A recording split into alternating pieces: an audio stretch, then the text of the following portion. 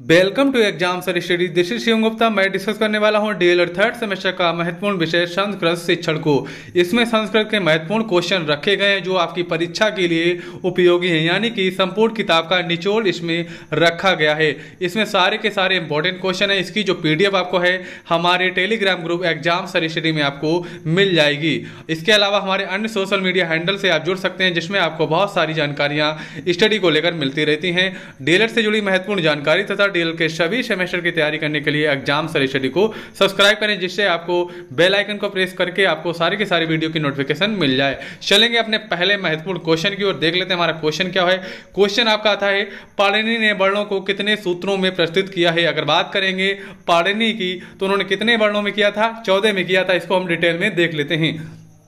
पाणिनि ने अष्टाध्यायी में स्पष्ट रूप से प्रारंभ में लिखा है कि संस्कृत वर्णों की उत्पत्ति जो है किससे हुई है, शिव के डमरू से हुई है। उन वर्णों की पाणिनि ने 14 सूत्रों में प्रस्तुत किया है। जैसे कि आपका पहला हो गया, दूसरा हो गया। पहले में आपका हो गया आ ई उ अड़ा और रि री लरा ता। दूसरे में हो जाएगा आपका प्लुत लगेगा ता में, और जैसे ही तीन में हो जाएगा ए ओड़ और ऐसे ए ओच, ऐसे करके आपके 14 के 14 आपके सूत्र हो जाएंगे। आप इसको देख सकते हैं। इसकी आपको पीडीएफ मिल जाएगी, जिसको आप डिटेल में देख सकते हैं। क्योंकि समय बहुत कम है इसलिए हम लोग जल्दी आगे चलेंगे, आपको पीडीएफ भी मिल जाएगी।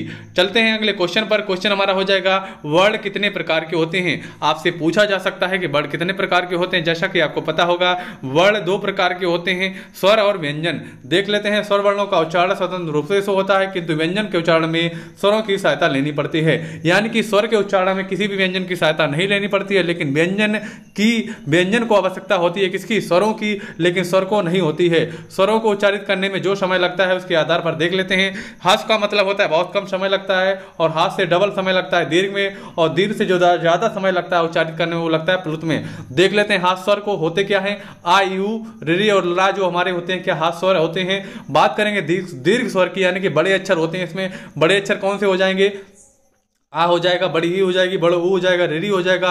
ए और ओ हमारे जो हैं ये दीर्घ स्वर हो जाएंगे। यानी कि 5 होते हैं हमारे हास स्वर, 8 होते हैं हमारे दीर्घ स्वर। आप गिन सकते हैं। देख लेते हैं प्लस स्वर कौन से होते हैं। ई हो गया, ऊ हो गया, री हो गया, यहाँ पर ए हो गया, ये से नहीं होगा क्योंकि यहाँ पर किताब में गलत छपा है। ओ हो गया, आ हो गया, ये हमारे प्लुत स्वर हो जाएंगे। चलेंगे आगे देख लेते हैं। आगे इसमें यही दिया है कि जो आपके उद्दात होते हैं, इसमें उद्दात को क्या होता है, इसको उच्च स्वर में बोला जाता है, उच्च स्वर में बोला जाता है। अनुदात को होता है मंद स्वर में बोला जाता है। स्वरित को ना मंद बोला जाता ना उच्च बोला जाता है, यानी कि बीच का बोला जाता है। इनका प्रयोग कहां पर होता है, इनका ये स्वर केवल वैदिक संस्कृत में ही प्रयुक्त होते हैं। इनको कोई ज्यादा देखने की ज्यादा आवश्यकता नहीं है, जितनी आवश्यकता है आपको हमने बता दिया इनका प्रयोग कैसे होता है। देख लेते हैं। अब आ जाते हैं आपके स्पर्श व्यंजन। जैसा कि आपको पता है स्पर्श व्यंजन कितने 25 होते हैं, कितने होते हैं 25 होते हैं हमारे स्पर्श व्यंजन। पहला आपका आता है कंठ, यानी कि का वर्ग आता है। कंठ के अंतर्गत क्या आते हैं, का खा गा घा, और ये हमारे इंग्या हमारे हो गए, ये हमारे आते हैं का वर्ग के अंदर। चलते हैं अपने अगले वर्ग के अंदर, देख लेते हैं। हमारा अगला वर्ग आ जाएगा क्या, तालब्य होता है। तालब्य की अगर बात करें तो इसमें क्या होता है, तालब्य यानी कि पूरा चा वर्ग आता है। चा छा जा झा जा, ये हमारे हो गए तालब्य हो गया। अगर बात करेंगे मूर्धन वर्ग की, ये क्वेश्चन पूछे जा सकते हैं, इसलिए आप ध्यान से देखिएगा। इसकी पीडीएफ भी आपको मिल जाएगी, टेंशन मत लीजिएगा। सारे क्वेश्चन आपके लिए इंपॉर्टेंट रखे गए जो आपके एग्जाम के लिए इंपॉर्टेंट है। आपके पास भी समय कम है, इसलिए आपको हम जल्दी से सब बता दे रहे हैं। मूर्धन में आपको हो जाएगा टा वर्ग होता है, टा ठा डा अड़ा अड़ा, ये हमारे हो जाएंगे, ये हमारे हो जाएंगे मूर्धन। ऐसे आप याद कर सकते हैं। जैसे कि आप याद कर सकते हैं, शॉर्टकट ट्रिक होती है केटीएम बाइक आती है और उसके आगे लग दो 2।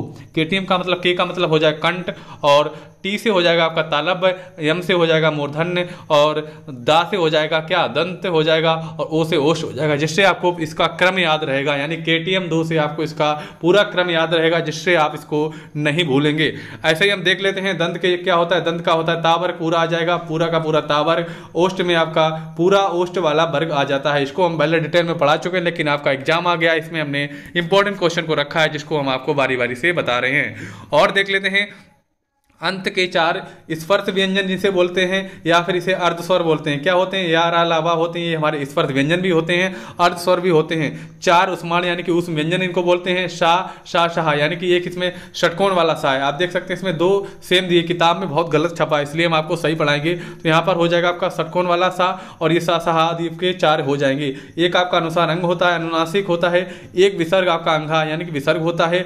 विसर्ग के अनुसार एक जीवा, मूली, का तथा खा जो एक का और खा से पहले उच्चारित होते हैं, तथा 2 उपमानीय पा तथा फा जो पा फा से पहले पूर्व उच्चारित होते हैं। और 4 आपके यम होते हैं। कौन से? कू, खू, गू, गू, ये आपके 4 यम होते हैं, इनको आप याद रखना है। यू द्वारा प्रदर्शित करते हैं। वे केवल वैदिक संस्कृत में प्रयुक्त होते हैं, यानी कि ये आपके हैं वैदिक संस्कृत में ही प्रयोग किए जाते हैं। चलेंगे अब मेन क्वेश्चन की ओर। क्वेश्चन आपका जाता है संधि के बारे में, बहुत ज्यादा पूछा जाता है। संधि दे दी जाएगी, आपको पूछा जाएगा कौन सी संधि है, या आपको इसका विग्रह करने को दे दिया जाएगा। देख लेते हैं इसके बारे में, देख लेते हैं। जोड़ या मिलाना, संधि विच्छेद करने को आ जाता है। जोड़ या मिलाना, जोड़ या मिलाने का मतलब क्या होता है? संधि का मतलब होता है जोड़ या मिलाना। 2 शब्द को मेल को हम संधि कहते हैं। ऐसे सामान्य भाषा में समझ लेते हैं। 2 वर्णों की अत्यंत निकटता के कारण उनका जो योग बनता है उसी को संधि कहा जाता है, यानी कि 2 वर्णों की निकटता के कारण जो योग बनता है उसे हम संधि कहते हैं। अर्थात व्यवधान रहित 2 वर्णों की अधिक समीपता के कारण उत्पन्न विकार को ही संहित या संधि कहा जाता है। जैसे कि आपका देव प्लस आलय बराबर देवालय होता है, ये हमारा क्या हो जाएगा? ये हमारा संधि हो जाएगा। अब देख लेते हैं संधि के बारे में, समझ लेते हैं। संधि के 3 रूप होते हैं। कौन से? आपको पता है, स्वर होता है, व्यंजन होता है, विसर्ग होता है। अगर संस्कृत की बात करेंगे तो हम स्वर संधि को अच संधि भी कहते हैं, और व्यंजन संधि को हम हल संधि भी कहते हैं। इसको आप याद रखना, कहीं कहीं पे क्वेश्चन आ जाएगा हल संधि को बताइए, आपको ये नहीं पूछा जाएगा व्यंजन संधि, हल संधि आ जाएगा तो आपको बताना पड़ जाएगा। ऐसा ही आपका होता है विसर्ग संधि। पहले हम बात करेंगे स्वर संधि की। स्वर संधि का मतलब होता है, दूसरे शब्द में बोल सकते हैं, अच संधि भी बोल सकते हैं, यानी कि परस्पर 2 स्वर वर्णों, यानी कि 2 स्वर वर्ण आएंगे। पहले स्वर प्लस स्वर की अत्यंत निकटता से दोनों स्वरों की रूप में होने वाले परिवर्तन या विकार को ही स्वर संधि कहा जाता है। जैसे विद्या प्लस आलय, विद्या में आ निकल रहा है, आलय से पहले आ है, तो हमारा क्या हो जाएगा? हमारा हो जाएगा विद्यालय, ये हमारा विद्यालय हो जाएगा। चलते हैं अब जान लेते हैं संधि, जो स्वर संधि हैं कितने प्रकार की होती हैं। स्वर संधि 7 भेद प्रचलित हैं, जिनमें मुख्य 4 भेदों का निरूपण किया जाएगा। यहाँ पे 4 नहीं किया जाएगा, 5 का निरूपण किया जाएगा। यहाँ पर भी गलत लिख दिया गया है, मुख्य 5 भेदों का निरूपण बताया जाता है, यानी कि 5 भेद आपके परीक्षा में पूछे जा सकते हैं। जैसे कि आपका हो गया दीर्घ संधि, गुण संधि, वृद्धि संधि, यड़ संधि, अयादि संधि, यहीं तक पूछा जाता है। और ये आपके दे दिए गए पूर्व रूप संधि, पर रूप संधि, इसके बारे में नहीं पूछा जाता है, ये 6-7 नंबर की नहीं पूछा जाता है। अब जान लेते हैं हल संधि या व्यंजन संधि के बारे में। क्या होता है? जहाँ किसी व्यंजन का किसी के बाद वाले व्यंजनों वर्णों के साथ मेल होता है तथा परस्पर मिलने से जो परिवर्तन होता है उसे व्यंजन संधि कहते हैं, यानी कि व्यंजन वर्णों का जो योग बनने से परस्पर मिलने से जो परिवर्तन आता है वही हमारा व्यंजन संधि होता है। बात कर लेते हैं विसर्ग संधि की। जहाँ विसर्ग यानी विसर्ग का चिन्ह लगा है से परे किसी स्वर व्यंजन के होने पर जो विकार उत्पन्न होते हैं उसे विसर्ग संधि कहते हैं। क्या कहते हैं? उसे विसर्ग संधि कहते हैं। अब चलते हैं समास के बारे में। समास बहुत पूछे जाते हैं आपके क्वेश्चन में, समास के देख लेते हैं। द्विगु समास किसे कहते हैं? उदाहरण सहित आपको समझाना है। समास का शब्द का अर्थ है संक्षेप, अर्थात 2 या 2 से अधिक शब्दों के अर्थ में परिवर्तन किए बिना आकार में छोटा रूप प्रदान करना, भाषा में संक्षिप्त और सुंदरता लाने के लिए समास का प्रयोग किया जाता है। आगे देख लेते हैं इसके बारे में। 2 या 2 से अधिक सार्थक शब्दों को मिलाकर एक समस्त सार्थक स्वतंत्र शब्द बने तो उसे समास कहते हैं। जैसे आपका हो जाएगा शुष्क पत्राणि, नव पुष्पाणि, मधुर रसवरे, ये हमारे हो जाएंगे समास। बात करेंगे समास विग्रह की, यानी कि समास के शब्दों का अलग अलग करके लिखना समास विग्रह हो जाता है। जैसे कि आपका हिंदी में होता है माता और पिता, ठीक है, ये समास का विग्रह यानी कि हो सकता है, कहलाता है। जैसे शुक्राणि, पत्राणि, नवाणि, पुष्पाणि, मधुर स्वरे, ये आपके उदाहरण हो जाएंगे। चलिए अब हम चलते हैं, मेन चीज देख लेते हैं, समास के भेद देख लेते हैं। समास के भेद कितने होते हैं? आपके 6 प्रकार के समास होते हैं। कौन कौन से होते हैं? आपका होता है द्वंद्व समास, द्विगु समास, कर्मधारय समास, तत्पुरुष समास, बहुब्रीहि समास और अव्ययी भाव समास। इसको हम एक एक करके बारी बारी देखते हैं। पहले आ जाएगा आपका द्वंद्व समास, यानी कि इसमें चा का लोप होता है, यानी कि बीच में आपका चा का प्रयोग होता है। अगर हिंदी की बात करेंगे तो बीच में और आता है, जैसे माता पिता। जैसे कि आपका संस्कृत में इसको बोलते हैं पितरो, इसको हम डिटेल में देख लेते हैं। इस समास के दोनों ही पद प्रधान होते हैं, दोनों पदों के संबंध जोड़ने के लिए चा का प्रयोग किया जाता है। जैसे कि पितरो, पितरों को हम हिंदी में लिखते हैं माता और पिता, लेकिन इसको संस्कृत पितरो लिखेंगे, जिसका मतलब होता है संस्कृत में माता व पिता चा। ऐसे ही आपको संस्कृत में लिखने पड़ेगा। अगर हिंदी में आएगा तो आपको हिंदी के तरीके तरीके से लिखना पड़ेगा। अगर संस्कृत में आएगा तो आपको संस्कृत तरीके से लिखना पड़ेगा। ऐसे ही एक उदाहरण आपका हो जाएगा रामकृष्ण, यानी कि रामस्य कृष्ण, रामस्य और कृष्ण इसके उदाहरण हो जाएंगे। चलते हैं अपने नेक्स्ट क्वेश्चन के ऑप्शन पर। इस क्वेश्चन के ऑप्शन देख लेते हैं। इसके 3 प्रकार होते हैं। अगर बात करेंगे द्वंद्व समाज के 3 प्रकार होते हैं। पहला होता है इतरेतर द्वंद्व, दूसरा होता है समाहार द्वंद्व और तीसरा होता है एक शेष द्वंद्व। ये हमारे क्या हो गए, द्वंद्व समाज के 3 भेद हो गए। अब देख लेते हैं द्विगु समाज के बारे में। द्विगु समाज के बारे में जान लेते हैं, जिसका पहला पद संख्यावाचक होता है। द्विगु समाज में क्या होता है, जिसका पहला पद जो है संख्यावाचक होता है उसे द्विगु समास कहते हैं। इस प्रकार का प्रयोग समूह अर्थ में होता है। जैसे कि आप देख सकते हैं त्रिलोकी, यानी कि त्रि लगा है तो इसका मतलब क्या हो गया, त्रि का मतलब हो गया पहले संख्यावाची है तो हमारा ये क्या हो जाएगा, हमारा द्विगु समास हो जाएगा। जिसको अगर विस्तार में लिखेंगे यानी कि समास विग्रह करके लिखेंगे तो हो जाएगा त्रयाणाम लोका नाम समाहारा, इसका हो जाएगा। ऐसे ही हमारा हो जाएगा दशाना आन अनम समाहारा, हमारा हो जाएगा दशाननम हो जाएगा। ऐसे ही हो जाएगा पंचानाम घाटानाम समाहारा, यानी कि इसको हम पंचवटी कहेंगे। त्रयाणाम भुवनाम समाहारा जो हमारा त्रिभुवन हो जाएगा। ये हमारे द्विगु समास के उदाहरण हो गए। चलते हैं अब अपने कर्मधारय समास पर। जो समासिक पद विशेषण विशेष व उपमा उपमेय से मिलकर बनते हैं वे कर्मधारय समास कहलाते हैं। इसमें दोनों पद प्रधान होते हैं, यानी कि इसमें दोनों पद प्रधान होते हैं क्योंकि इसमें से एक विशेषण होता है, एक विशेष होता है, वह उपमा में से मिलकर बने होते हैं। जैसे कि आप देख सकते हैं नील कमलम में नील हमारा हो गया विशेषण और कमलम हमारा विशेष हो गया, यानी कि विशेष वो हो गया जिसकी विशेषता बताई जाए वो विशेष होता है। विशेषण यानी कि जैसे नीला, काला, पीला, हरा, अच्छा, बुरा, ये हमारे क्या विशेषण हो गए उस चीज की। जैसे हमारा हो गया नील कमल। महाजन यानी कि महा हमारा हो गया विशेषण और जना हो गया मतलब लोग, बहुत सारे लोग हमारे हो गए क्या, इसका अर्थ हो जाएगा बहुत सारे लोग, तो हमारा हो जाएगा ये एक हो जाएगा। इसको हम कहेंगे कर्मधारय समास। एक हमारा हो जाएगा इसमें विशेष, एक हो जाएगा विशेषण। ऐसे होगा हमारा महापाप। ठीक है, ये इसके उदाहरण हो गए। अगर बात करेंगे कर्मधारय समास के कितने प्रकार होते हैं तो इसके प्रकार भैया 4 होते हैं। कौन कौन से होते हैं देख लेते हैं। विशेषण कर्मधारय होता है, उपयपद विशेषण कर्मधारय, रूपक कर्मधारय और लास्ट वाला होता है आपका उपमान कर्मधारय। चलेंगे अपने अब तत्पुरुष पर देख लेते हैं। तत्पुरुष के बारे में, तत्पुरुष समास में उत्तर पद प्रधान होता है। कौन सा होता है भैया, उत्तर पद प्रधान होता है। प्रथम पद में द्वितीय से लेकर सप्तमी तक की विभक्तियां लगती हैं। इसका विग्रह विभक्ति के अनुसार किया जाता है। जैसे कि इसमें दिया है उत्तर पद प्रधान होता है, जैसे कि राजपुत्र, राजा का पुत्र, ये हमारा क्या हो गया, तत्पुरुष समास हो गया। इसमें क्या लगती हैं, विभक्तियां आती हैं, यानी सप्तमी तक की विभक्तियां लगाई जाती हैं। इसके बारे में देख लेते हैं। तत्पुरुष के भेद जैसे होते हैं इसके बारे में देख लेते हैं। जैसे कि द्वितीय पुरुष दिया है, इसके पहले पद में द्वितीय विभक्ति का प्रयोग होता है, यानी कि द्वितीय विभक्ति से स्टार्ट होता है, प्रथम विभक्ति से नहीं स्टार्ट होता, यानी कि कर्ता से स्टार्ट इसका नहीं किया जाता है। उत्तर पद में क्यत प्रत्यांत होता है, जैसे गजम में आरूढ़, गजारूढ़ हो गया, शरणम आपन्न यानी कि शरणापन्न हो गया। ये हमारे इसके उदाहरण हो गए। ऐसे ही देख लेते हैं तृतीय के दिए, इसके पहले पद में तृतीय विभक्ति का प्रयोग होता है, जैसे आपका धनेन हीना हो गया, धन से हीना, यानी ठीक है।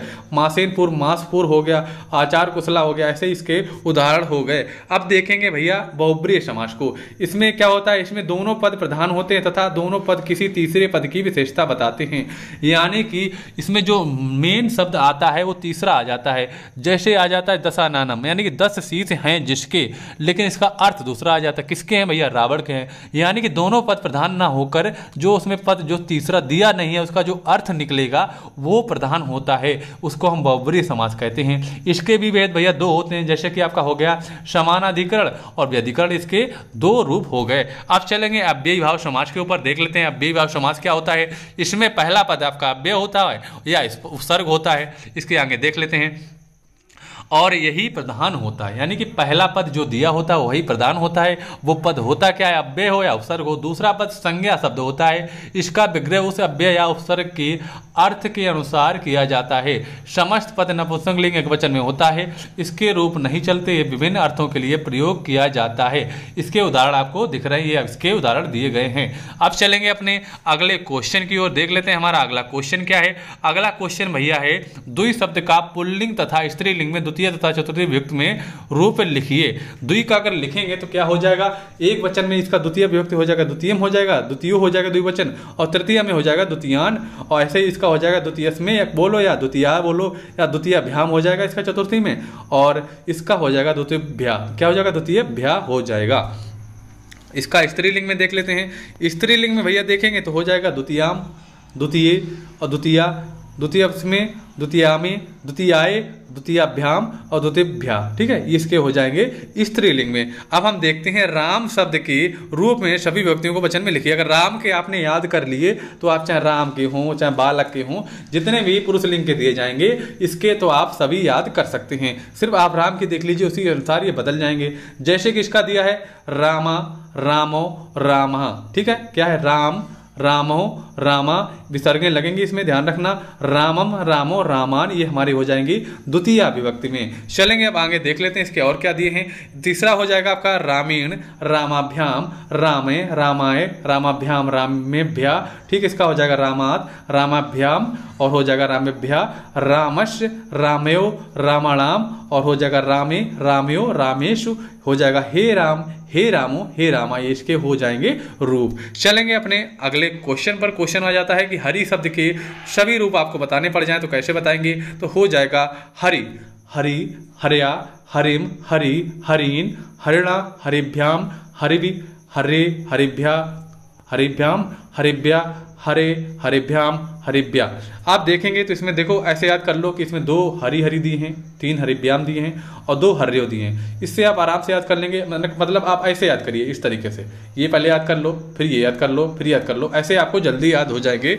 आप देख सकते हैं इसमें जैसे कि दिया है, इसके आगे आप देख सकते हैं जैसे हरे दिया, हरिभ्याम दिया, हरिभ्या दिया है, हरे दिया, हर्यो दिया, हरिणाम दिया है, हरो दिया, हर्यो दिया, हरिसु दिया है, हे हरि, हे हरि, हे हरि, हे हरिया, इसके हो जाएंगे। चलेंगे अपने अगले क्वेश्चन पर। क्वेश्चन आ जाता है संस्कृत में लकार का क्या अर्थ है, इनका वर्गीकरण कीजिए। अगर बात करेंगे संस्कृत में लकार कितने होते हैं? 10 लकार होते हैं। विभिन्न कालों तथा अवस्थाओं को लकार कहा जाता है।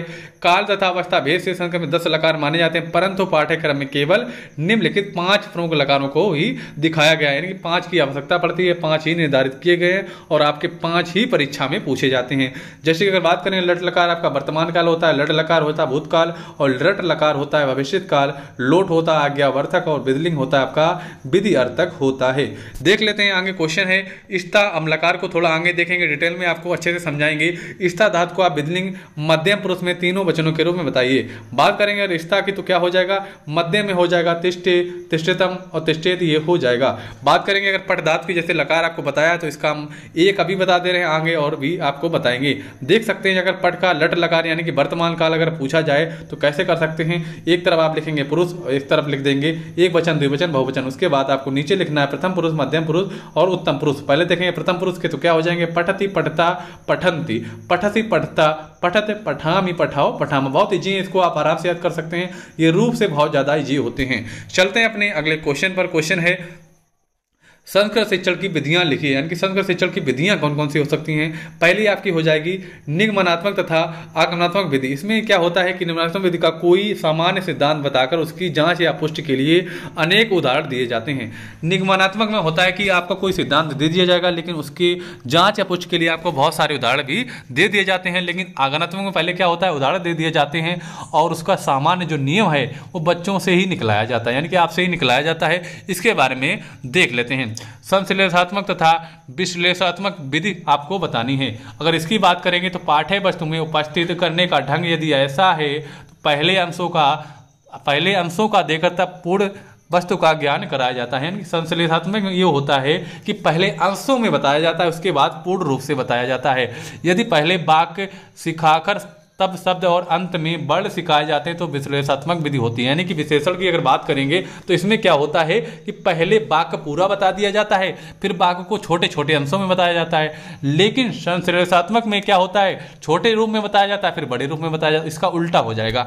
अब बात करेंगे वस्तु विधि की, तो वस्तु विधि में क्या होता है?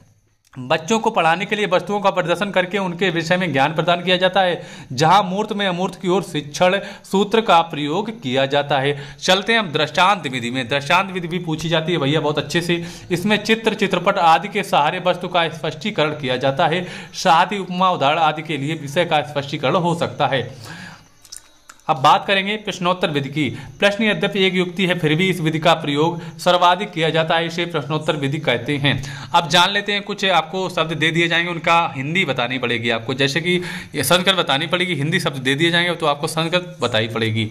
जैसे कि आपको दिया जाएगा परवल को क्या कहते हैं, तो कुलकम हो जाएगा। बैल को ब्रसवा कहते हैं, मिर्च को मरीचिका, और हंस को मराला बोलते हैं, यानी कि मराला का मतलब हलंत लगाना पड़ेगा, मतलब विसर्ग लगानी पड़ेगी आपको। हाथी का हस्ती हो जाएगा, कबूतर का कबूतर हो जाएगा, और केला का कदली फल हो जाएगा, लाल का रक्ता हो जाएगा, यानी कि विसर्ग लगी तो रक्ता बोल सकते हैं इसको। चलेंगे अपने अगले क्वेश्चन पर। क्वेश्चन हो जाएगा इकारांत पुल्लिंग कवि शब्द का पंचमी विभक्ति का बहुवचन का रूप लिखना है, तो क्या हो जाएगा, कविम्य हो जाएगा, कविम्या हो जाएगा। ठीक है, चलेंगे अपने अगले क्वेश्चन पर। क्वेश्चन है निम्नलिखित शब्दों का नाम संस्कृत में लिखना है। देख लेते हैं, जैसे कि आपको चावल का तंडुल हो गया, ठीक है, घोड़ा काष्ठ हो गया, और गर्दभ यानी गधा का गर्दभ हो गया, नींबू का शुक्र, तोता का शुक्र हो गया, नींबू का जंबीर हो गया, जामुन का जम्मू हो गया, बगुला का बका हो गया, और काला का श्यामा हो गया। चलेंगे अनुकरण वाचन पर, देख लेते हैं अनुकरण वाचन क्या होता है। शिक्षक द्वारा किए गए आदर्श वाचन का अनुकरण करना, उच्चारण को शुद्ध बनाना, वाचन में गति व प्रवाह का ध्यान रखना, ये हमारा अनुकरण वाचन होता है। देख लेते हैं, अभी हमने आपको पठ धातु का लट लकार का सिर्फ बताया था, यानी कि लट लकार का आपको हमने ऊपर बताया था। क्वेश्चन पठती पठता पठनते, पठती पठता पठत, पठावे पठा पठामा, यानी कि इसको हमने बताया था। अब आगे आपको बताएंगे लोट लकार, लट लकार, सारे इसके बताएंगे। अगर पठ धातु को आपका लोट लकार पूछा जाए तो क्या हो जाएगा, पठतु बोलेंगे या पठतात बोलेंगे, तो पठताम और पठंतु, पठ पठतात पठतम पठत पठानी पठाओ पठाम। ऐसे ही देख लेते हैं किसको, ये हमारा हो जाएगा बिदलिंग। यहाँ पर थोड़ा गलत लिखा है, बिदलिंग लकार है, यहाँ पर क्या है, बिदलिंग लकार है, ये हमारा बिदलिंग लकार। इसके बारे में देख लेते हैं, तो हमारा हो जाएगा क्या, पठेत, पठेताम, पठेयु, पठे, यानी कि इसमें एक ही मात्रा सभी में चढ़ी है। कहीं भी एक ही मात्रा चढ़ के आ जाए समझ जाना कि बिदलिंग लकार है। इसमें एक ही मात्रा सभी में चढ़ी, तो पठे, पठेतम, पठेत, पठेयम, पठेयो और पठेम इसका हो जाएगा। अब बात करेंगे लट लकार की, तो इसके बारे में देख लेते हैं। अपठत, अपठत, अपठताम, अपठन, अपठा, अपठतम, अपठत, ठीक है, अपठम, अपठाओ, अपठाम, ये हमारा हो जाएगा लट लकार, यानी कि भूतकाल के बारे में आपको पूछा जाएगा। अब चलते हैं लट लकार के बारे में। लट लकार का बहुत इजी होता है। जो लट लकार होता है सेम लट लकार, यानी कि वर्तमान के समान भविष्य काल भी होता है, सिर्फ यहाँ पे स्यति लगता है, सिर्फ क्या स्या और या लगता है बस, और सब सेम है। स्या आदिशा और या लगता है और सब सेम है, आप देख सकते हैं। ऐसे आप देख सकते हैं जो लट लकार है इसका सेम है, यानी कि जो बाद में वर्ड लगा है सभी में सेम लगा है, सभी में सेम लगा, देखेंगे सेम लगा है। लोट जो लट लकार इसका सेम लगा, देख सकते हैं इसमें बिल्कुल सेम लगा, सिर्फ में स्या और या आ गया, बिल्कुल सेम है ऊपर जैसा। ऐसे ही आप इसको याद कर सकते हैं। तो इसका हो जाएगा पठिष्यति, पठिष्यता, पठिष्यन्ति, पठिष्यसि, पठिष्यता, पठिष्यत, पठिष्यामि, पठिष्यावा, पठिष्यामा। चलते हैं अपने अगले क्वेश्चन पर। क्वेश्चन आपके पूछ दिया जाता है, वाच्य पूछे जाते हैं, वाच्य आपको पूछे जाएंगे, वाच्य कितने प्रकार के होते हैं और सभी वाच्य के बारे में बताना पड़ जाता है। जैसे कि ऐसे बात करें, कृतवाच्य आपका होता है क्या, कृतवाच्य आपका जो होता है, इसमें कृतवाच्य आपका जो होता है, इसमें कर्ता में प्रथमा तथा कर्म में द्वितीय विभक्ति होती है। क्या होता है, इसमें कर्ता जो होता है इसमें प्रथमा लगती है, लेकिन कर्म में द्वितीय विभक्ति लगती है। जैसे कि आप देख सकते हैं इसमें कर्ता में लगी है प्रथमा, लेकिन ग्रामम हो गया, यानी कि द्वितीय विभक्ति लगी है गच्छति। जैसे रमा ग्रंथम पठति, इसमें ये नियम लग गया। अब बात करेंगे अगर कर्मवाच्य की, तो इसमें क्या होता है, इसमें कर्म में प्रथमा विभक्ति लगती है, यानी कि उल्टा हो गया। इसमें कर्ता में प्रथमा लगती है, इसमें कर्म में प्रथमा लगेगी, लेकिन कर्ता में इसमें तृतीया लगती है। कौन सी, तृतीय विभक्ति होती है। इन दोनों वाच्यों में क्रिया प्रथमांत पद अनुसार होती है। कैसे, प्रथमांत पद अनुसार होती है। जैसे देख सकते हैं देवदत्तेन ग्रामः गम्यते, ठीक है, रमैया ग्रंथा पठन्ते। अब देखते हैं भाववाच्य को। इसमें क्या होता है, कर्ता में तृतीय विभक्ति लगती है, यानी कि इसमें भी कर्ता में तृतीय विभक्ति लगती है, लेकिन इसमें कर्म का मतलब बात नहीं बताएगी, इसमें कर्म नहीं होता है। तथा क्रिया आत्मनिवेदी प्रथम पुरुष एक वचन की ही होती है। जैसे देवदत्तेन हसते, यानी कि इसमें कर्म नहीं दिया गया, शिशुना रुदते, जिसमें कर्म ना दिया जाए तो समझना भाववाच्य है। चलेंगे अपने अगले क्वेश्चन पर। इसमें परिवर्तन दिखाया गया, जैसा कि आप देख सकते हैं कर्ता कृतवाच्य से भाववाच्य में बदलने का नियम दिखाया गया है, कैसे बदला जाता है, और इसमें बदला गया देवदत्त हसती है, इसको हमने कर्मवाच्य में बदल दिया तो देवदत्तेन हसते हो जाएगा। ऐसे ही नीचे वाला हो जाएगा। चलेंगे अपने अगले क्वेश्चन पर। क्वेश्चन आ जाता है आगत्य शब्द में उपसर्ग तथा धातु प्रत्यय अलग अलग करिए। अगर बात करेंगे उपसर्ग किसको कहते हैं, उपसर्ग वो होते हैं जो शब्दों के पहले जुड़ते हैं, और प्रत्यय आपके होते हैं जो बाद में जुड़ते हैं, जैसा कि आप समझ गए होंगे। तो ऐसे इसमें आगत में मतलब अलग हटाया गया है। उपसर्ग इसमें आ हो जाएगा क्योंकि पहले जो जुड़ता है उपसर्ग हो जाएगा और जो बाद में जुड़ता है प्रत्यय हो जाएगा, तो बाद में अय आएगा। तो इसका आगत का अलग अलग कर दिया, बीच में धातु हो जाएगी गत, बाद में अय और इसको जोड़ दिया गया तो बन जाएगा हमारा आगत्य। चलेंगे अपने अगले क्वेश्चन पर। क्वेश्चन है 1 से 30 तक की संख्याओं का संस्कृत में अनुवाद कीजिए। आप इसको थोड़ा बुक से पढ़िएगा यानी कि किताब से पढ़िएगा। इसमें आप देखेंगे जो संख्या दी हैं इनको संख्या को देख के जाइए, इसका क्वेश्चन जरूर आता है, मानी कि ये क्वेश्चन जरूर आता है। आप देखेंगे तो इसमें आपको अंतर मिलेगा, जो किताब में लिखा है और जो मॉडल में लिखा है उसमें आपको अंतर मिलेगा, इसलिए आप किताब से पढ़ के जाइएगा इनको। यानी कि 50 तक आप देख लीजिएगा, 30 तक देख लीजिएगा, आपको जरूर कोई ना कोई फंस जाएगी। इससे ऊपर भी आ जाता है तो आप मेन जैसे देख लीजिएगा, जैसे कि आपका 70 हो गया, 80 हो गया, 90 हो गया, 100 हो गया, ऐसे अगर देख लेंगे तो आप सारी निकाल लेंगे, चाहे कहीं से आ जाए आप उसको निकाल लेंगे, उसको लिख देंगे। चलते हैं अपने अगले क्वेश्चन पर। क्वेश्चन हमारा हो गया तब्यत यानी कि तब तथा अनियर अनि प्रत्ययों का प्रयोग किस लकार में किया जाता है। अब अगर चाहे तो हम इनकी जो पीडीएफ है इसकी की पीडीएफ आपको किताब से हम उस पर यानी कि टेलीग्राम पर डाल देंगे, आप इसकी पीडीएफ देख लेना, हम टेलीग्राम पर डाल देंगे इनकी, ठीक है।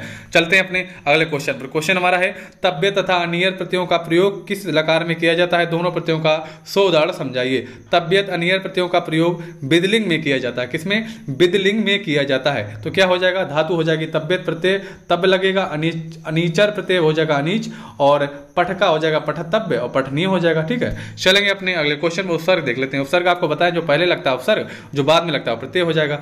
जैसे कि बात करेंगे प्रत्यागमन में क्या लगेगा? प्रति प्लस आ बराबर गमन बराबर प्रत्यागमन हो जाएगा, ठीक है। और ऐसे हो जाएगा दुर बी प्लस आ बराबर दुर्व्यवहार हो जाएगा, ठीक है। चलते हैं अपने अगले क्वेश्चन पर। प्रत्यय के बारे में समझाना। प्रत्यय आपको बता चुके हैं। प्रतीयते विद्यते इति प्रत्यय यानी कि अर्थात ऐसे शब्दांश जो धातु के अंत में जुड़कर उसके अर्थ में परिवर्तन कर देते हैं अथवा सुंदरता प्रदान करते हैं, यानी जो अंत में जुड़ते हैं परिवर्तन करके सुंदरता प्रदान करते हैं, वो हमारे क्या प्रत्यय होते हैं, वे प्रत्यय कहलाते हैं। जैसे लिखिता हो गया, ठीक है। प्रत्यय प्रधान रूप दो प्रकार के होते हैं, आपका होता है एक कृदंत प्रत्यय, आपका होता है एक दूसरा तद्धित प्रत्यय। इसके बारे में देख लेते हैं।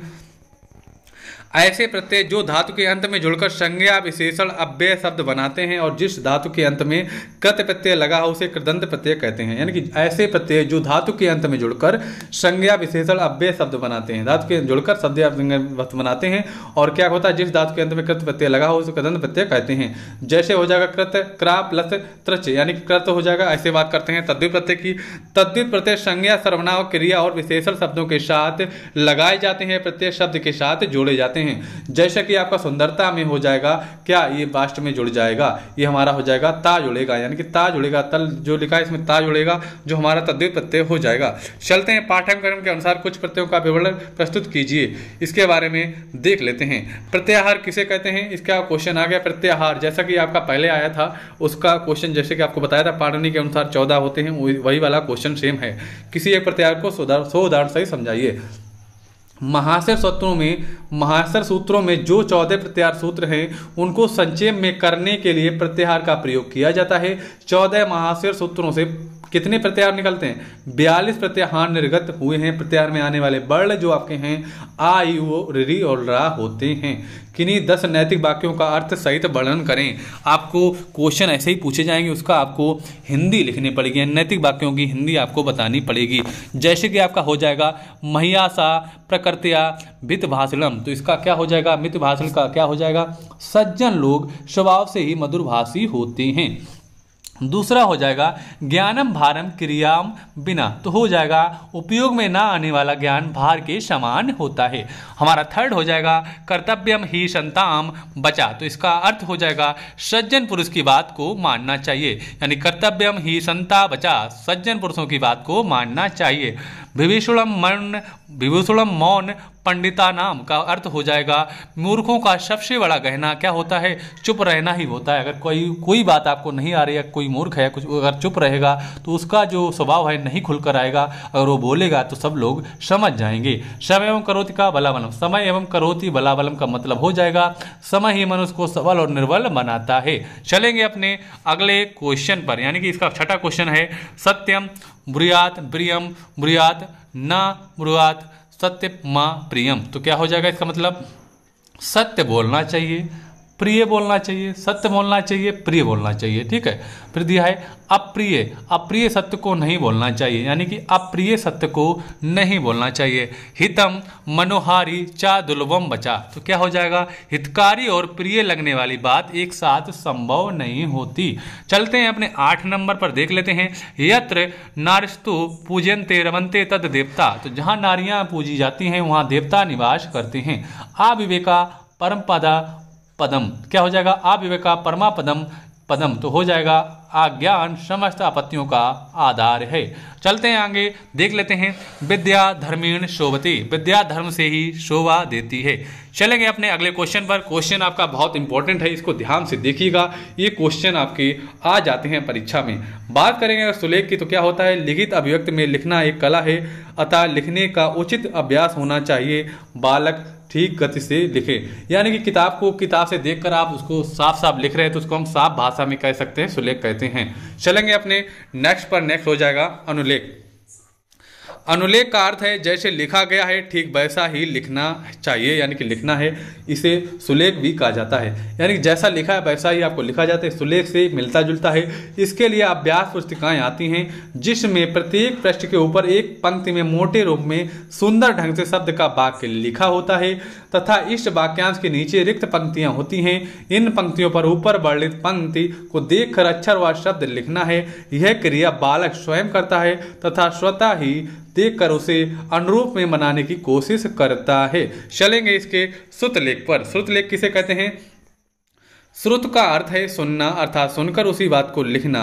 यहाँ अध्यापक बोलता जाता है तथा बालक उसके द्वारा बोले गए वाक्यों में बोली गई सामग्री को लिखित रूप में व्यक्त करता है। इसे ही क्या, श्रुतलेख कहते हैं। क्या कहते हैं, इसे ही श्रुतलेख कहते हैं। चलेंगे अपने आगे क्वेश्चन पर नहीं चलेंगे क्योंकि क्वेश्चन हमारे खत्म हो गए। अगर फ्रेंड्स आपको हमारा वीडियो अच्छा लगा तो वीडियो को लाइक करें और ज़्यादा से ज़्यादा इस वीडियो को शेयर करें। अगर चैनल को सब्सक्राइब नहीं किया सब्सक्राइब कर लें और आपको जो PDF है टेलीग्राम पर तुरंत